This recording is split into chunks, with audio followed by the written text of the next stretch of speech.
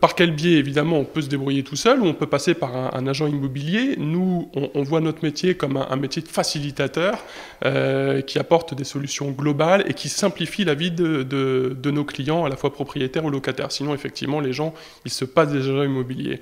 Donc on doit vraiment avoir une valeur ajoutée. Mon premier conseil pour les retardataires, c'est dès aujourd'hui démarrer les recherches de logement.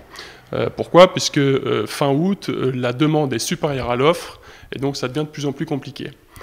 Ensuite, pour bien optimiser sa recherche, il faut identifier ses critères. Le premier critère, évidemment, c'est le budget qu'on souhaite allouer à son logement, donc le loyer qu'on ne souhaite pas dépasser. Ensuite, le nombre de pièces qu'on souhaite avoir dans son logement.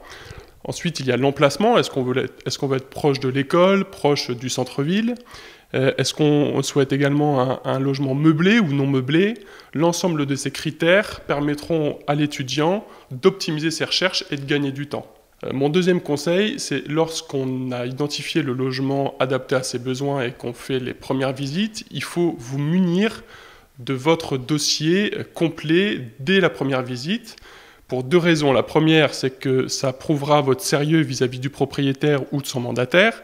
Et la deuxième, c'est que s'il vous plaît, vous pourrez déposer votre dossier en premier. Et si vous êtes le premier dessus, vous avez plus de chances d'avoir le logement. Il y a des points de vigilance, effectivement. Le premier, déjà, c'est d'anticiper le budget, puisque le jour J, on vous demandera 1 mois de loyer en dépôt de garantie et également le premier mois de loyer. Donc ça fait 2 mois à sortir. Donc ça peut être un frein pour certains étudiants. Donc il faut anticiper ce budget-là. Puis ensuite, la première erreur que font en règle générale les étudiants, c'est de vouloir bâcler l'état des lieux d'entrée. Et c'est une erreur parce que si on veut retrouver sa caution à la sortie et éviter les mauvaises surprises, il faut bien faire attention à l'entrée, l'état des sols, l'état des murs, l'état des plafonds, des installations électriques, etc. Donc il ne faut vraiment pas bâcler ça, il faut prendre le temps. Ensuite, il y a un certain nombre de démarches administratives à réaliser. La première, c'est éventuellement les aides au logement. Si on y est éligible, il faut quand même pouvoir prendre le temps, ça peut être intéressant.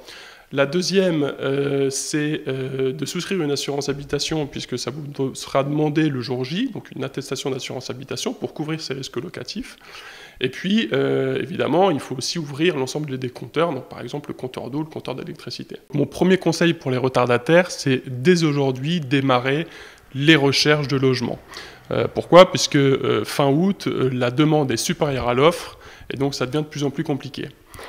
Ensuite, pour bien optimiser sa recherche, il faut identifier ses critères. Le premier critère, évidemment, c'est le budget qu'on souhaite allouer à son logement, donc le loyer qu'on ne souhaite pas dépasser. Ensuite, le nombre de pièces qu'on souhaite avoir dans son logement. Ensuite, il y a l'emplacement. Est-ce qu'on veut être proche de l'école, proche du centre-ville? Est-ce qu'on souhaite également un logement meublé ou non meublé? L'ensemble de ces critères permettront à l'étudiant d'optimiser ses recherches et de gagner du temps. Mon deuxième conseil, c'est lorsqu'on a identifié le logement adapté à ses besoins et qu'on fait les premières visites, il faut vous munir de votre dossier complet dès la première visite. Pour deux raisons. La première, c'est que ça prouvera votre sérieux vis-à-vis du propriétaire ou de son mandataire. Et la deuxième, c'est que s'il vous plaît, vous pourrez déposer votre dossier en premier. Et si vous êtes le premier dessus, vous avez plus de chances d'avoir le logement.